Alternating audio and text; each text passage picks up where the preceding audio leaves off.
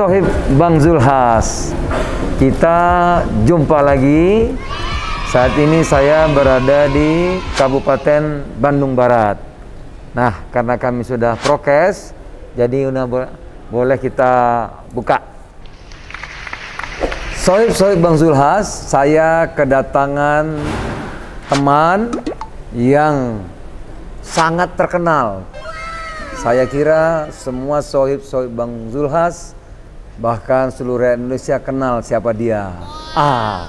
Ini dia, Bung Hengky Kurniawan. Assalamualaikum Bang. Waalaikumsalam. Apa kabar Bung? Alhamdulillah. Masker dulu ya Bang. Ya, Divaksin aman. kan sudah prokes.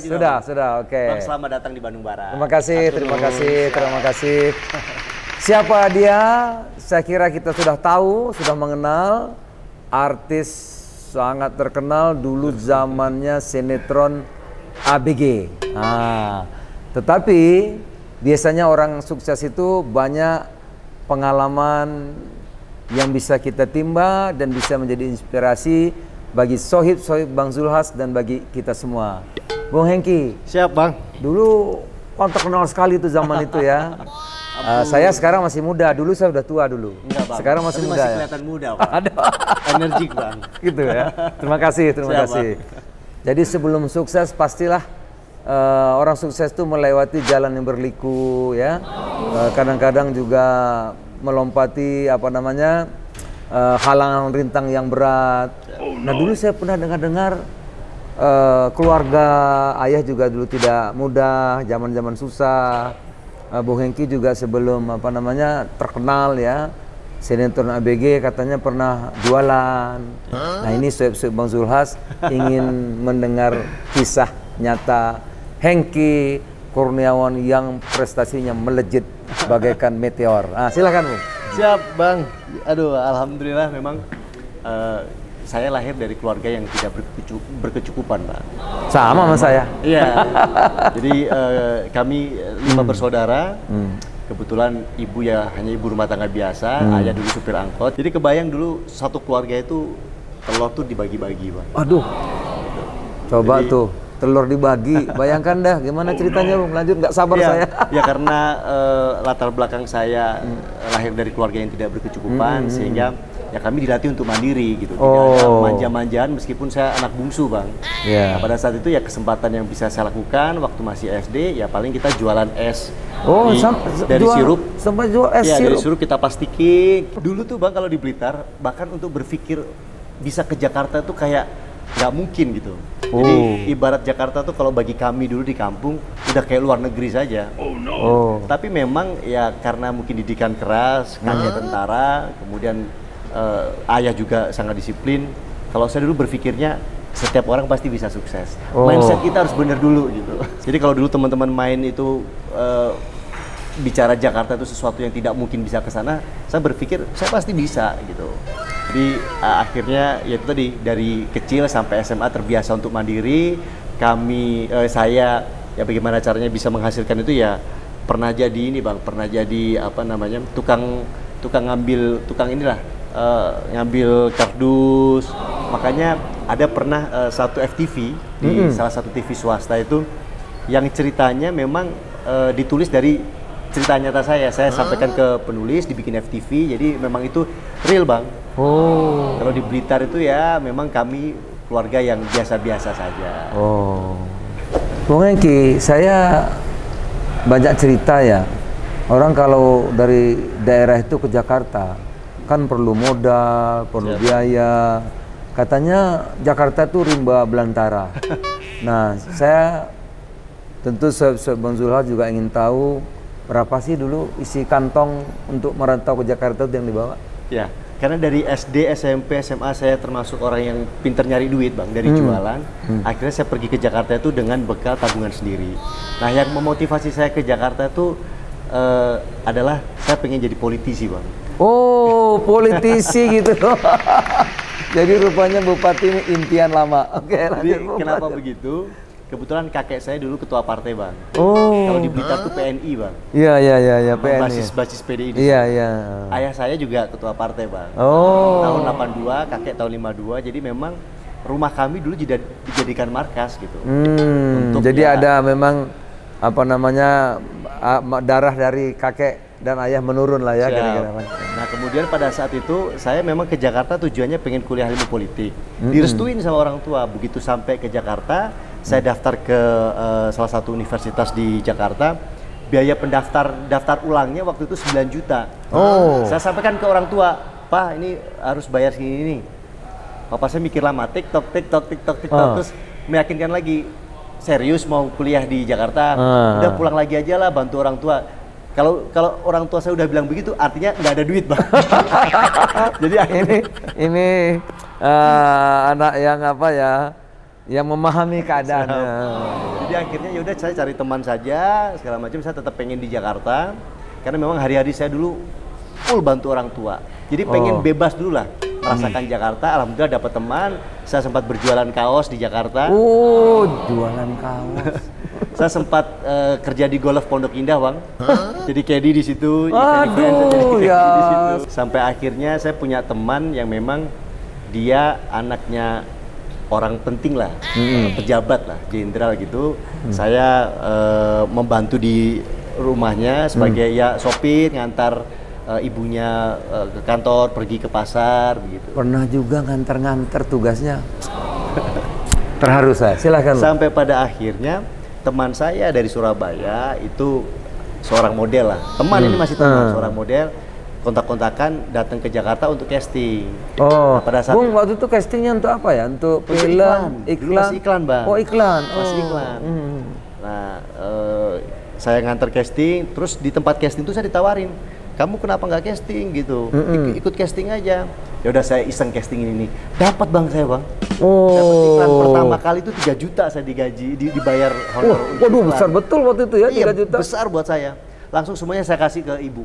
Jadi melalui berbagai perjuangan, melalui berbagai penderitaan, Allah kasih yang terbaik, bahkan dapat gaji 3 juta. Siap. Sangat menginspirasi. Terus selanjutnya gimana, Bung? Sampai pada akhirnya karena keterusan, lumayan juga ternyata nih menjadi bintang iklan, casting 1,5 tahun saya belum dapat peran. Pas hari itu saya casting di Multivision, Pak Ram Pujabi. Oh iya. Saya nggak tahu kenapa tiba-tiba Pak Ram suka sama saya gitu. Kamu oke nih jadi peran orang miskin. jadi di sinetron ABG yang cukup viral waktu itu pernah. Jadi perannya orang miskin waktu itu. Dengan pengalaman penderitaan itu, jadi sudah nggak perlu latihan menjiwai lagi. Mungkin bukan miskin, Bang. Jadi memang saya dapat peran utama. Miskin tapi keren. Jadi anak muda yang memang mandiri, jadi apa namanya waktu itu kerja di bengkel, di peran itu. Kemudian ya alhamdulillah sinetron itu sempat booming di salah satu TV swasta, sempat rating, dan disitulah saya bisa menikmati honor yang sampai 2 digit karena memang sinetronnya panjang. Dulu masih weekly, Bang, masih mingguan. Belum yang setiap hari gitu. Berapa itu? Dulu ketika sinetron ini rating dari mulai 700.000 per episode, di terakhir sinetron ABG ini sudah mau selesai ya, kurang lebih sudah 3 tahun tuh saya bisa di angka 40, Bang, dulu, Bang. 40 per episode. 40 juta satu per episode, Bang. Jumlahnya berapa episode tuh? 300 sekian. Wow,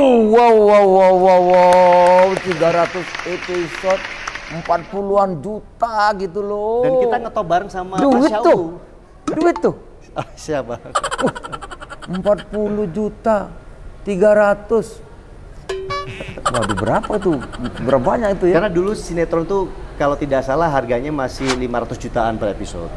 Jadi TV itu kan dapat pemasukan dari iklan, Bang. Itu bareng-bareng dengan Pasha ceritanya waktu itu? Iya, jadi saya bintang filmnya, Pasha, Ungu itu sebagai soundtrack sinetronnya yang melayangku Jadi kita ngetop bareng-bareng. Sampai akhirnya sinetron kami dibuat film layar lebar. Alhamdulillah di demo sama Agim turun dari bioskop. Pernah di demo? Karena waktu itu di zaman itu tuh adegan ciuman itu masih dianggap tabu. Dan memang film kami lah yang di situ saya adegan ciuman sama Mas Ayu Anastasia, ciuman bibir. Jadi wah, dianggap tidak memberikan ini ya pendidikan zaman itu ya. Pada saat itu, dan di demo sama Agim akhirnya turun di bioskop. Sempat heboh juga film itu. Sama Pasha ya? Ya, nah ini memang Pasha juga sahib saya. Sekarang ini jadi bupati, tadinya wakil bupati. pasca jadi wakil wali kota. Jadi wali kota sebentar 3 bulan, sekarang jadi bupati. Tapi ada yang abang tidak tahu. Enggak. Yang tidak tahu adalah saya dulu masuk PAN, Bang. Tidak diajak sama teman-teman artis, tidak diajak sama siapapun. Saya pertama kali itu saya masuk PAN tuh bener-bener datang ke PAN, saya mau masuk jadi kader PAN dulu. Itu. Kapan? Bang Zulhas. Saya pertama ngelihat memang saudara Hengki Kurniawan ini orangnya gigih. Belajar banyak dari PAN, dari abang juga. Ya, sebagai bupati di Kabupaten Bandung Barat, jutaan warganya, imamnya Bung Hengki, ya, mereka menjadikan pemimpin. Saatnya sekarang yang pengalaman Bung Hengki itu, yang susah-susah itu kalau bisa tidak dialami oleh masyarakat Kabupaten Mohon doanya, Bandung Barat. Mohon doanya. Doa saya, dukungan, semoga diberi kekuatan, amin, ya, amin. Dan selalu dalam lindungannya. Amin. Abang juga. Nah, saya dengar juga tamu kita malam ini, ya, yang dikenal oleh seluruh orang Indonesia, saya kira. Saya dengar punya juga amalan. Nah, ini kita ingin tahu apa sih resepnya. Sebagai manusia tentu ada juga kelemahan, ya. Tentu juga minta tolong kepada yang menciptakan kita. Nah, saya dengar ada amal-amal, kita tanya sekarang. Resepnya, Bung, gimana, Bung?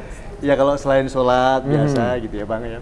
Tentu biasanya setiap saya mudik itu meskipun di dalam ajaran agama Islam mungkin tidak ada, tapi biasa saya selalu mencium kaki ibu, mencuci kaki ibu dengan air, dan itu saya minum, Bang. Meskipun kadang-kadang ya kalau di amalan Islam nggak ada, tapi ya kalau di kami punya kepercayaan bahwa ibu itu adalah segalanya. Doa dari ibu itu adalah restu gitu. Jadi ibu yang kita muliakan gitu, Bang. Yaduh. Sohib Bang Zulhas, saya merinding. Ini nih, lihat nih. Saya merinding mendengarnya. Karena Quran berfirman, Allah berfirman dalam Al-Quran, tugas manusia itu menyembah Allah. Tuhan Rob yang menciptakan kita. Tidak pakai koma, tidak pakai titik, harus berbakti kepada kedua orang tua. Rasulullah pernah ditanya, kepada siapa? Ibumu. Siapa lagi? Ibumu. Siapa lagi? Ibumu. Baru bapakmu. Rupanya ini kunci sukses Hengki Kurniawan. Jadi Bang Zulhas, kalau ingin sukses, penderitaan demi penderitaan, kerja keras, berdoa, hormat, cinta, penuh kasih sayang dengan orang yang melahirkan kita, ibumu. Itu resepnya, Bung Hengki Kurniawan. Selamat bertugas. Siap, Bang, terima kasih. Saya, Ibu masih ada sekarang? Masih, alhamdulillah, Bang. Segala-galanya. Ya. Sohib Bang Zulhas, saatnya tancap, tanya cepat.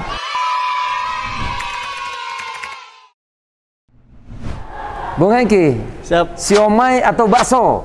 Bakso. Sepedahan atau motoran? Dua-duanya, Bang. Motoran. Motoran. Jas atau batik? Batik. Kuliahin anak di luar negeri atau Indonesia?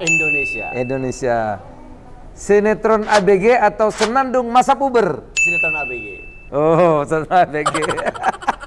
Gubernur atau artis? Gubernur mohon restunya, Bang. Amin. Mas Ayu Anastasia atau BCL? Dua-duanya temen, Bang. Kalau yang ini dua-duanya sahabat, jadi jangan dipilih. Nggak usah dipilih ya. Anak atau istri? Istri. Kenapa? Gini, kalau anak itu pasti nanti kan akan menikah. Kalau istri kan menemani kita sampai kita tua. Gitu ya, Iya. Oke. Itulah Sohib Zulhas. Saya punya sohib, punya kawan yang kita sudah dengar. Saya kira bisa memberikan pelajaran, inspirasi bagi kita semua. Ikuti vlog-vlog saya selanjutnya. Jangan lupa Subrek. Like and subrek. Makasih, Bung. Bang, sehat selalu, Bang. Sehat selalu. Assalamualaikum, Hengki Kurniawan, PLT Bupati Bandung Barat, mengajak kepada seluruh milenial, masyarakat di seluruh Indonesia dimanapun berada, untuk ayo ikutin channel YouTube dari Bang Zulkifli Hasan Channel. Pokoknya banyak sekali konten-konten yang menarik, mengedukasi, dan tentu tidak terbayangkan cerita-cerita dari para tokoh, pokoknya keren-keren banget. Jangan lupa like, comment, and subrek. Sukses Bang Zul.